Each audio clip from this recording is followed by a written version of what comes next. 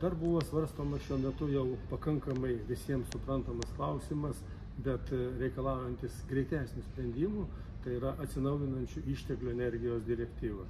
Tai iš tikrųjų Lietuva tą pakankamai neblogai yra vyščiusi anksčiau ir kadangi turi pakankamai daug daugiau negu Lietuvai reikia atsinaujinančių išteklių, bet, kaip pavyzdys, likęs vienas miestas, tai yra Vilnius, kuris neturi galimybės naudoti atsinaujinančių išteklių ir praeitais metais kūreno kažkodėl tai mazutų.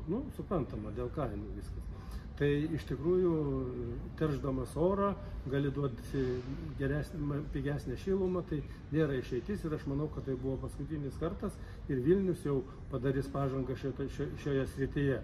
Bet parlamentas labai lengvai, sakyčiau, padidino ambicijas, jeigu buvo anksčiau planas nusistatytas tik tai 30% 30 metais turėti, energijos iš atsinaujinančių išteklių, tai dabar jau nustatyta virš 42%, bet aš manau, kad realus procentas bus greičiau ir didesnis ir tokios šalis kaip Lietuva, kurie neturi savo gamybos iš iškastinio kuro, tikrai turi ir gali greičiau padaryti ir pasiekti ir padėti tom šalim, kurios nespės išvystyti dėl jau esamos, sakykime, infrastruktūros iškastinio kuro.